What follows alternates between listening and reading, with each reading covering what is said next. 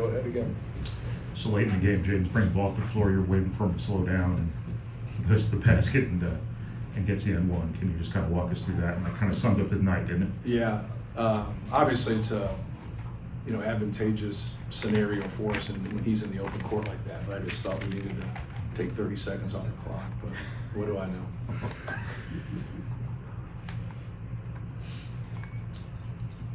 Matt, just the importance of Caleb and Ethan in that first half, while you guys were scuffling there, to kind of get you back to even, and Right. and then your main players took over from there. Yeah, both of those guys played well. Ethan really, he hits that three, gets to the free throw line. I thought he did a lot of little things there. Caleb has 2 shots right at the rim too, knocks the 3 down, makes his 2 free throws. He really could have had a big impact right there. But those guys, it's hard to, like I always say, it's hard to be consistent when you get inconsistent minutes. But that's the life of somebody who normally comes off the bench. Like, you can play 20 minutes, you can play 10 minutes, you can be somewhere in between. You got to be able to be functional and go out there and know what's going on both ends of the court. And both those guys really helped us in the first half. Go ahead. Did you play better defense in the second half, or was it more about not turning the ball over and Plummer not making Right. a lot of really tough shots? Yeah, we did a better job on Plummer, and then obviously for us being able to score as much as we did, it set our defense. I think those pieces really helped us. We wanted to mix up the double teams with Kofi, and wanted to attack him obviously when he dribbles the basketball, but that's hard. He just goes through guards who come down there and help. So you got to get a quick double on him, or it's just not going to work. So we mix that up to try to help. I don't know if it does or it doesn't at times, but I think that was more important than anything. Just our consistent play on the offensive end, kept them out of transition and didn't allow them to steal any points. Matt, how have you seen Jaden, I guess, progress and mature into somebody who can do what he did in the second half there, where he just completely took over? Right. It's for great players, especially talented players, the game will slow down for you at times. And you see tonight when he goes fast and attacks, it's got to be in space. It's got to be when you can. Then the other times he's doing a good job of boxing his man out and just keeping his poise and learning, when I can play off of 1 foot and when I can play off of 2 feet. But he just let it come to him tonight. He made great decisions, but he stepped up, and a couple of those pull-ups are shots that he hasn't really even taken all year. He kind of shoots a floater a little bit, but he had good pull-ups. He made good decisions off of 2 feet. And then obviously when he had space, he did a great job attacking, especially in transition. But he's come a long way since the start of the year in that area. Everything was fast to start the season.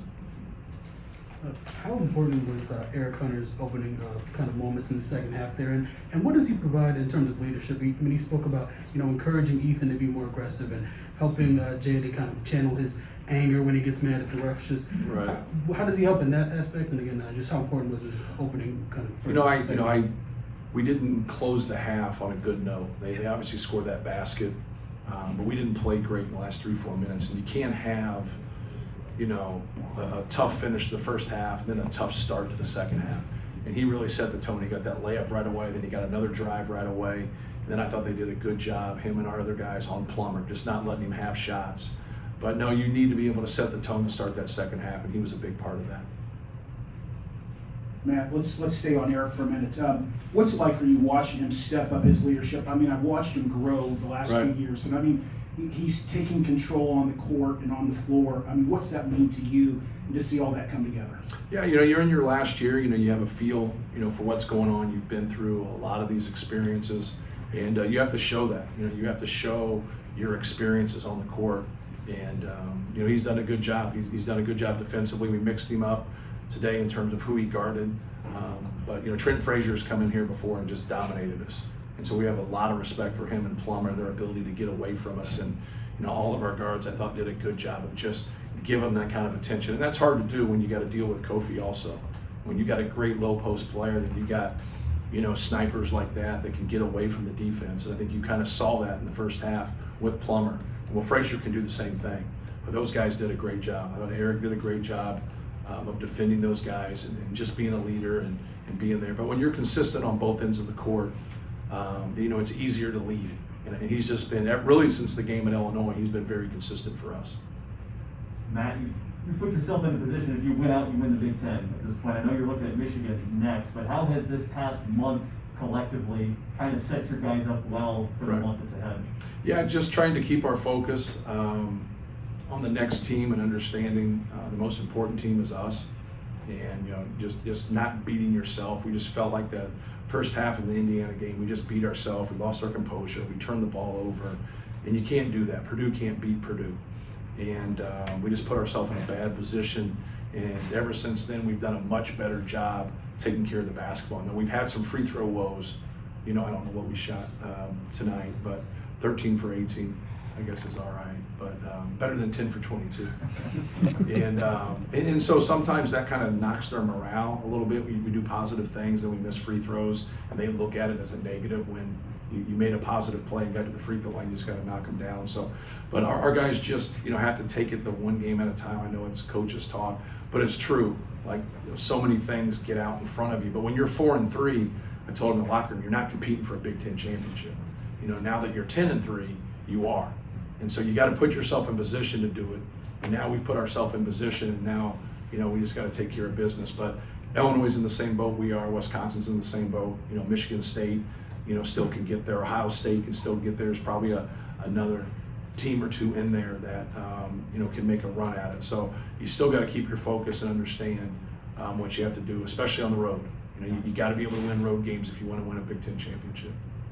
The past few games, have you kind of boiled things down a little bit to just more ball screens for Jaden? Yes. Yeah. People go to their drop. Juwan really did a good job, Michigan, mixing it up and going zone into man within the same possessions. And so, we just tried to keep it as simple as possible. And so then as the game progressed today, once big guys get foul trouble, like now, as they're backing up and somebody that athletic is attacking them, like now they have a decision to make. They normally keep backing up. That's what they do because they don't want to get that third, fourth foul in there. But he's really, made strides in his decision making. And I think that trust is something that just doesn't get handed out. He's really earned that trust of getting the ball in his hands. He's guilty of having predetermined thoughts like a lot of great players. And that's where they get in trouble. Don't have a predetermined thought. Just read things, go to your natural progressions. No different than an NFL quarterback. He's got his progressions, he's got his check downs. But if he says, I'm doing this no matter what, that's probably not a good decision for a quarterback to make. So just trust your instincts, read the defense, and when they overdo things, get the ball out of your hands. But be on 2 feet unless you've got an angle. And he's really done a better job of just being on 2 feet and making those decisions. He's good enough to jump stop and then circle around and still make the shot, where a lot of people aren't. When they jump stop, they're passers. He's still a threat to score, which really puts them in a bind because they normally go back to their big at that time, if you're following me. All right, now you get Michigan again Thursday. Mhm. Said Saturday you had a game before you talked about Michigan. But just the challenges of playing them again so quickly in less than a week. Yeah, well, it's the same for both teams. We both played the night. We both had a 9 o'clock start. They got to fly back right now and get back to campus. We got to fly there tomorrow. So it'll be the same for both teams. And, it was, a possession game here. It could have went either way. We were fortunate enough to get a couple stops. They were careless one time with the basketball and didn't complete a play. We deflected one and got it back, made our free throws. But it was really a possession game. So we got the utmost respect for them, and we know it's going to be a tough game. Anything else?